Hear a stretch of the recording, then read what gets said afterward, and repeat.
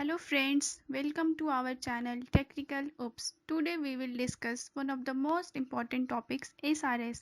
SRS stand for Software Requirement Specification. हमारे exam point of view से topic बहुत important है और कई बार एग्जाम में आया हुआ भी टॉपिक है ये SRS software requirement specification. It is important to start project implementation और कोडिंग. हमें किसी भी टाइप का प्रोजेक्ट बनाना हो, कोई भी काम को इम्प्लीमेंट करना हो, कोडिंग करना हो किसी प्रोग्राम का, सबसे पहले हमें ज़रूरत होता है SRS की. Without SRS we are not able to do anything in the project.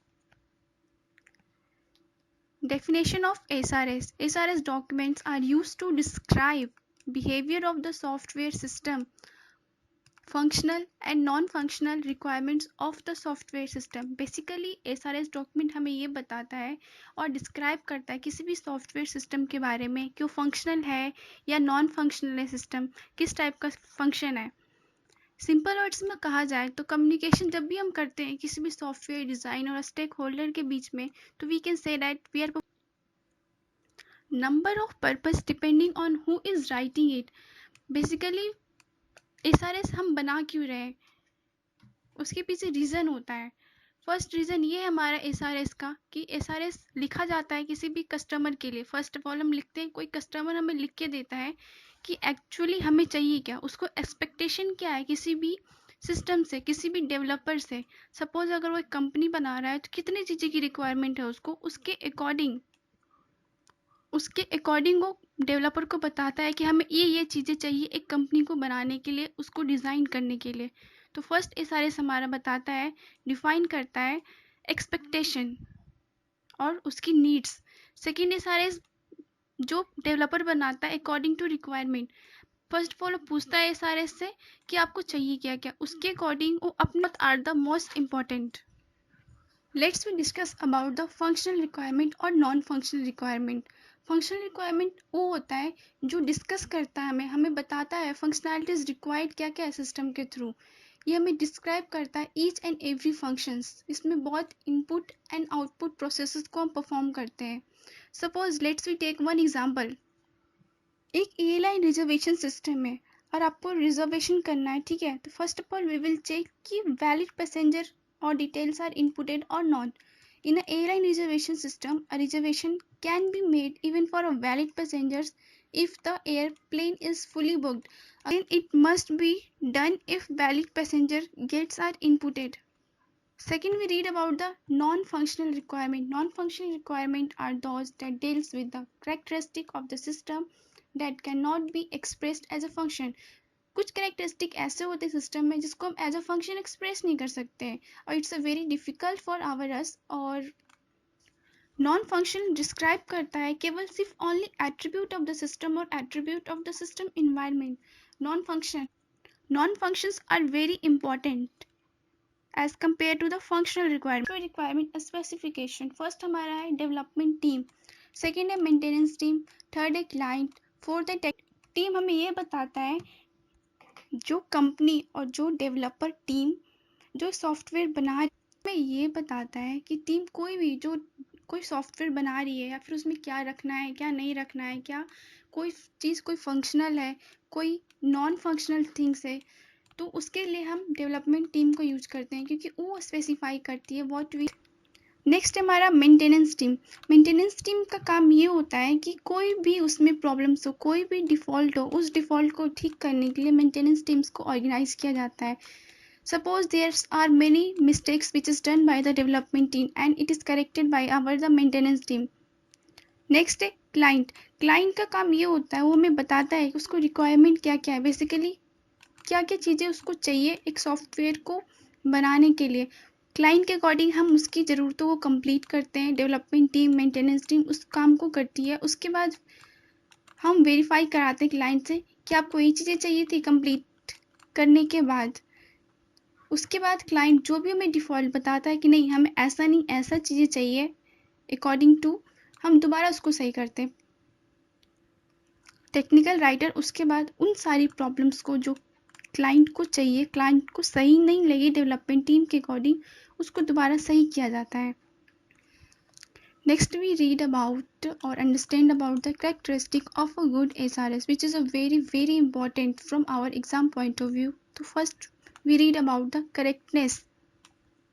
Second, completeness. Third, consistency. Fourth, unambiguous. Fifth, verifiability. Sixth, design independence. Seventh, testability. Eight, understandable by the customer. Nine, verifiable. And last one, valid. Let's begin with first, correctness.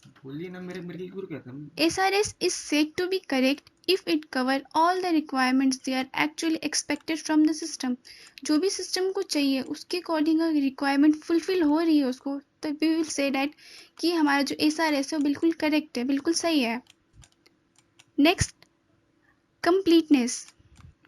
SRS indicate every sense of completion including the number of all the pages and it cover all the functional and non-functional requirement properly. इसका main काम ये है कि इसका basically देखना कि our functional और non-functional both are working properly or not, number of pages are complete or not. This all kind of things are done here.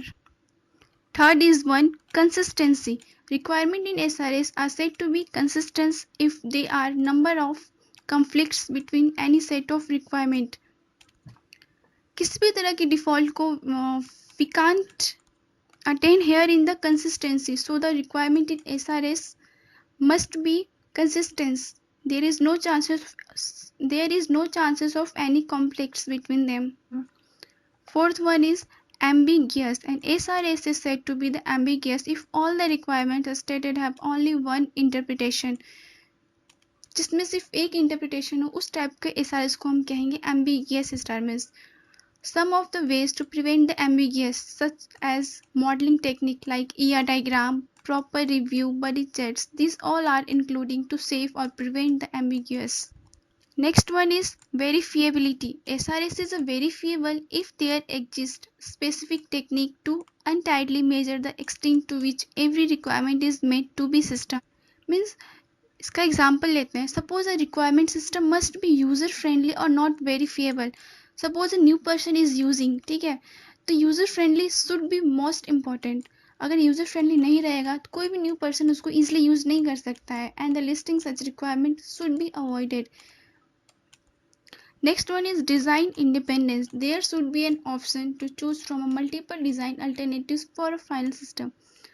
एक सॉफ्टवेयर बनाने के बाद उसमें बहुत सारी ऐसी चीज़ें प्रोवाइड होनी चाहिए जिससे जब चाहे तब हम डिज़ाइंस को चेंज कर सकते हैं.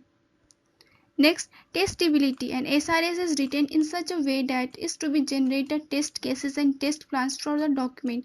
SRS को इस तरह किस तरीके से बनाया जाता है, कभी भी हम उसको टेस्ट कर सकते हैं, कोई भी केसेस में कैसा भी हो, we can test it easily. Next, understandable by the customer. An end user may be an expert in his or her explicit domain but might not be trained in the computer science. Means कोई भी user expert हो सकता है अपने field में या फिर जो सॉफ्टवेयर को बनाया है, बट ऐसा होना चाहिए एक सॉफ्टवेयर कस्टमर उसको ईजिली समझ सके, क्योंकि वो तो सॉफ्टवेयर बना नहीं रहा है. सॉफ्टवेयर डेवलपर ईजिली इसको डेवलप कर सकता है because he know our language, but user को अच्छे से समझ में आना चाहिए कि एक्चुअली में what we are getting. So language should be kept simple and clear ताकि उसको कोई भी इजीली समझ सके. Next, verifiable. And requirement of the system is documented in the SRS document should be correct, and this means that it should be possible to decide whether or not requirement have been made in an implementation. हमारा SRS document should be correct. Mistakes नहीं होना चाहिए उसके अंदर, correct होना चाहिए. इसका मतलब ये है कि कोई भी डॉक्यूमेंट बना रहे हैं या तो सही है या गलत है, उसके अकॉर्डिंग हम इम्प्लीमेंट करते हैं आगे. If the software is correct then we can easily implement our process in next. अगर सॉफ्टवेयर हमारा ईजिली करेक्ट नहीं हुआ, कुछ डिफॉल्ट हुए उसमें, तो we can't implement. Next, valid SRS, in which all the parties and project participants can understand and analyze, expect or prove it. And this is one of the main reason SRS are written using in natural language.